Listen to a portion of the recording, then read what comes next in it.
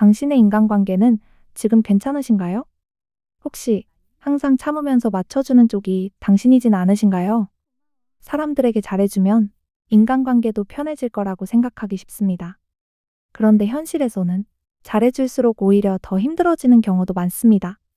부탁을 거절한 적도 없고 예의 없이 행동한 적도 없는데 왜 나는 사람 때문에 더 지치는 걸까요? 사실 이런 고민을 하는 분들 중에는 오히려 착한 사람들이 더 많은 경우가 있습니다. 혹시 여러분은 이런 경험 없으신가요? 단톡방에 알람이 뜨면 괜히 심장이 쿵쾅거리고 뭐라고 답장해야 할지 한참을 고민한다. 상대방의 기분이 안 좋아 보이면 내가 뭐 잘못했나? 먼저 생각하게 된다. 약속을 거절하고 나면 하루 종일 미안한 마음에 마음이 무겁다. 만약 이 중 하나라도 해당된다면 오늘 영상이 여러분의 마음을 아주 편안하게 만들어줄지도 모릅니다. 오늘은 착한데도 인간관계가 유독 힘든 사람들에게 공통적으로 나타나는 심리적인 특징과 그 상황에서 어떻게 행동하면 좋은지까지 차분하게 이야기해 보겠습니다. 오늘 내용이 지금 여러분 상황과 조금이라도 닿아 있다면 잠깐 시간 내서 좋아요 한번 눌러주시고 이런 심리 이야기를 계속 보고 싶으시다면 구독도 함께 해주시면 감사하겠습니다. 착한 성격은 분명 좋은 장점입니다.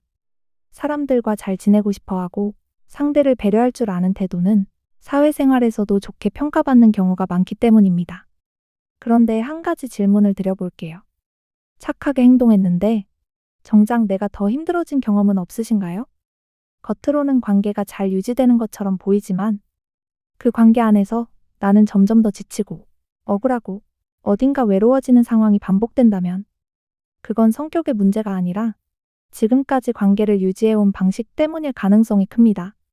심리학에서는 타인의 기대에 부응하기 위해 자신의 욕구를 억누르는 사람들을 피플 플리저라고 부르기도 합니다. 이들의 가장 큰 특징 3가지를 자세히 짚어보겠습니다.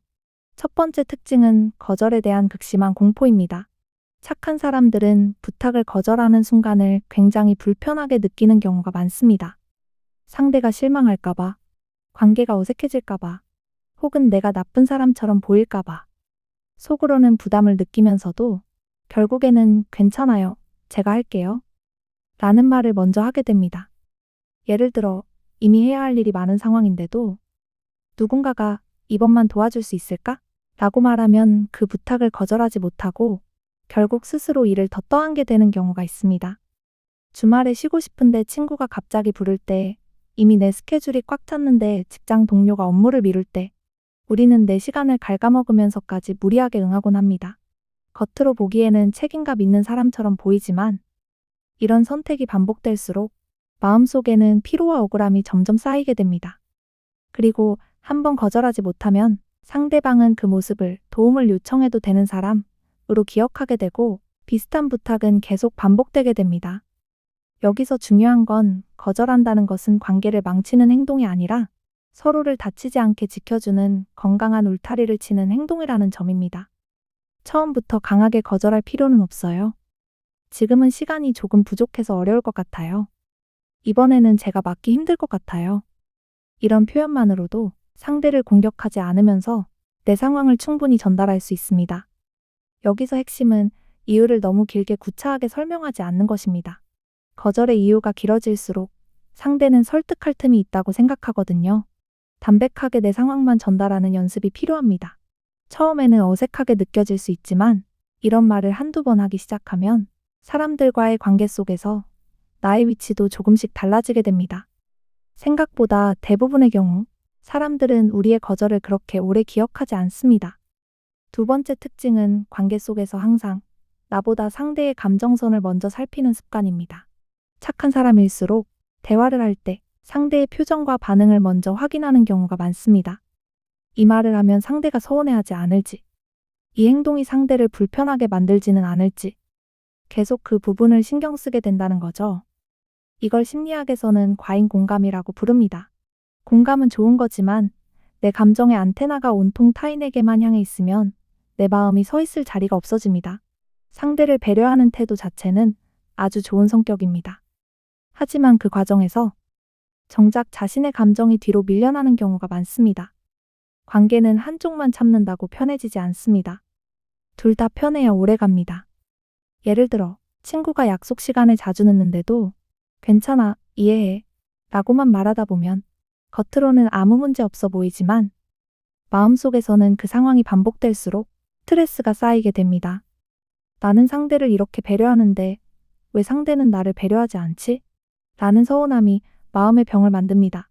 그래서 상대의 감정을 생각하는 것만큼 지금 내 감정이 어떤 상태인지도 함께 확인할 필요가 있습니다. 내가 이 상황을 앞으로 계속 반복해도 괜찮을까?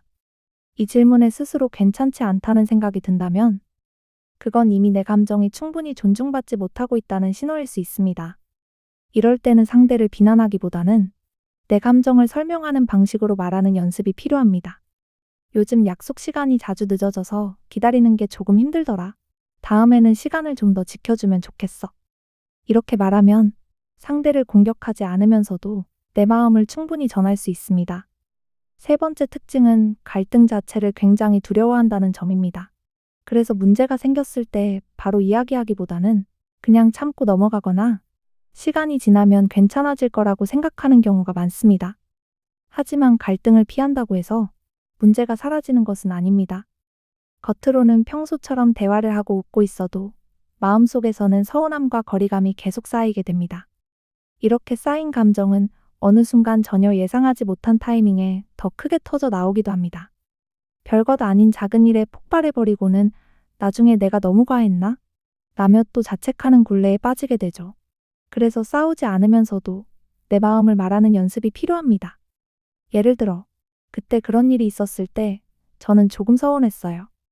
이런 표현은 상대의 행동을 공격하지 않으면서도 내 감정을 솔직하게 전달할 수 있는 방법입니다. 이걸 심리학에서는 나를 주어로 말하는 아이메시지 대화법이라고 합니다. 너 왜 그랬어가 아니라 나는 그때 이런 기분이었어 라고 나의 상태만 보고하는 것이죠. 여기까지 이야기를 들으면서 이런 생각이 드실 수도 있습니다. 나는 원래 성격이 이런 사람인가 보다. 사람들하고 잘 지내려면 어쩔 수 없는 거 아닐까? 실제로 착한 사람들 중에는 관계에서 참고 맞추는 것이 좋은 사람이 되는 방법이라고 믿고 살아온 경우도 많습니다. 그래서 본인이 힘들다는 사실을 느끼면서도 그 방식을 쉽게 바꾸지 못하는 경우가 많습니다. 하지만 기억하셔야 할 점이 있습니다. 사람들과의 관계에서 나를 지키는 행동은 이기적인 행동과는 다릅니다. 상대를 배려하면서 동시에 나 자신을 존중하는 방식의 관계도 충분히 가능합니다. 결국 인간관계에서 가장 중요한 것은 상대에게 잘 보이는 게 아니라 나 자신을 잃지 않는 것입니다. 착한 성격은 분명히 아주 소중한 장점입니다. 하지만 그 착함이 계속 나 자신을 힘들게 하고 있다면 그건 성격의 문제가 아니라 지금까지 반복해온 관계의 습관일 가능성이 높습니다. 그리고 그러한 습관들은 천천히 연습하면 바꿀 수 있습니다.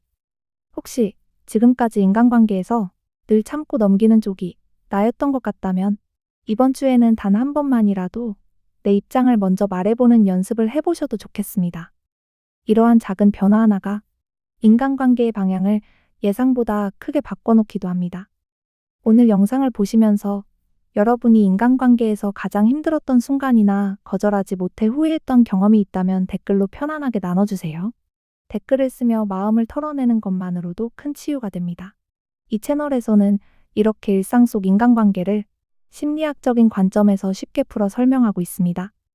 다음 영상에서도 조금 더 편안한 관계를 만드는 이야기로 찾아오겠습니다. 오늘도 평온한 하루 되세요.